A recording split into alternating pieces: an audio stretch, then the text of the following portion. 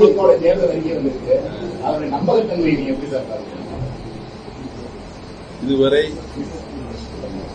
பழனிசாமி சொல்லியிருக்கின்ற கருத்துக்கள் எதுவுமே நம்பகத்தன்மை இல்லாதது என்பதுதான் என்னுடைய கருத்தாக இருக்கிறது. அவர் ஒரு ஆளுமை மிக்க அரசியல் தலைவர் இல்லை. 2017 ஆக்கிய நகர் இடைத்தேர்தலிலிருந்து நடந்து முடிந்த 2024 நாடாளுமன்ற தேர்தல் வரை 10 தேர்தல்களில் அவர் தோல்வியை தெரிவித்திருக்கிறார். ஒரு ஆளுமிக்க தலைவர் என்று சொன்னார், ஒரு சட்டமன்ற தேர்தலிலே அல்லது நாடாளுமன்ற தேர்தலிலே தோல்வியை தெரிவித்து அடுத்த தேர்தலில் எந்த தேர்தல் வந்தாலும் அந்த கட்சியை தூக்கி நிலைநிறுத்தி வெற்றி வருவதுதான் ஆளுமை மிக்க தலைவராக தமிழக அரசியலில் இருக்கின்ற ஒரு நிலைப்பாடு. அது எடப்பாடி பழனிசாமி இல்லை என்பதை நிறுவனம். ஆகவே அவர் ஆளுமை மிக்க தலைவராக இல்லை என்ற காரணத்தினால் தொடர்ந்து தோல்வியை 10 தேர்தல்களில், நாடாளுமன்ற தேர்தல், சட்டமன்ற தேர்தல், இடைத்தேர்தல்கள், இப்படி அனைத்து தேர்தலும் பழனிசாமி படுதோல்வி பழனிசாமியால்தான் அரசியல் நிலை கொண்டிருக்கிறது தெரிவித்துக் கொள்கிறது. செய்தியாளர் சந்திப்பு அழைத்திருக்கிறீர்கள், அதுக்கு என்ன ஆகும்?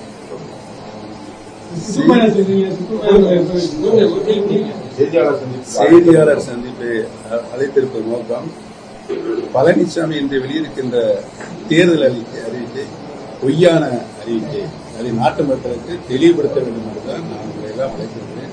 நீங்கள் கடந்த காலங்களில் பழனிசாமி சொன்ன எதையாவது நிறைவேற்றியிருக்கிறார் என்பதை ஆய்ந்தார் என்று உண்மைத்தன்மை மக்களுக்கு சொல்லவில்லை.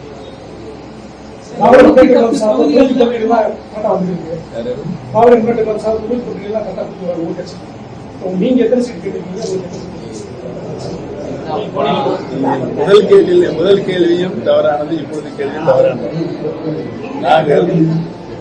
நான் அதிமுகவின் தொண்டனாகவே இருந்திருக்கிறேன். தளபதி அவர்கள் வேட்பாளர் பட்டியல் வெளியிடும்போது யாரெல்லாம் வேட்பாளர் பட்டியல் இடம்பெற்றிருக்காரோ அவர்தான் தேர்தலில் தகுதியுடையவர்கள் என்பதை தெரிவித்தார். என்னுடைய சுற்றுப்பயணம் தென் மாவட்டங்களில் 58 தொகுதி இருக்கிறது. இந்த 58 தொகுதியிலும் திராவிட முன்னேற்ற கழகம் மாபெரும் வெற்றி அடையும் என்று மக்கள் கருத்தாக அமோக ஆதரவு இருக்கிறது. தளபதி உத்தரவிட்டால் போட்டி. அதிமுக பொதுச் செயலாளர் எடப்பாடி பழனிசாமி இன்னைக்கு நடந்த செய்தியாளர் சந்திப்பில் 210 தொகுதிகள் தான் வெல்வோம், அதிமுக மீண்டும் ஆட்சி அமைக்கும். நான் ஏற்கனவே சொன்னேன், 2017 நடந்த ஆக்கிய நகர் சட்டமன்ற இடைத்தேர்தலில் இருந்து இதுவரை அவர் எந்த தேர்தலாக வெற்றி பெற்றிருக்கிறாரா? ஆக ஆளுமை திறன் கொண்ட தலைவராக எடப்பாடி பழனிசாமி இல்லை. மக்கள் அதை நம்ப வேண்டாம் என்றுதான் சொல்லுவாங்க. ஒரு தொகுதியில் வேட்பாளராக அறிவிக்கப்பட்டார். உங்களுக்கு நல்லாவே தெரியும். நீங்க நீண்ட காலமாக இந்த போலி தொகுதியிலே இருக்கிறீர்கள். சில நேரங்களில் உண்மை பேசுகிறீர்கள், சில நேரங்களில் வேறு மாதிரியாக திருப்பி பேசுகிறீர்கள். நான் ஜோடி சட்டமன்ற தொகுதியில் 2017 முதல் முதலாக இந்த தேர்தல் காலத்தில் சொன்ன வாக்குறுதிகள் ஒன்றை தவிர பாக்கி எல்லாமே நிறைவேற்றிருக்கிறது. டாப் ஸ்டேஷனுக்கு ரோடு போடப்படும் என்று அறிவித்திருக்கிறேன். அது மட்டும்தான் இல்லை. ஏன் என்று சொன்னால் அதற்கு கிராடிஷன் ரொம்ப செங்குத்தான மலைப்பகுதியாக இருந்ததால் 3-4 சர்வேகள் நடத்தப்பட்டது.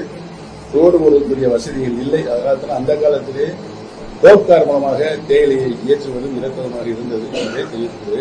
ஆகவே இங்கே சொல்லப்பட்டிருக்கின்ற சொல்லப்படாத அனைத்து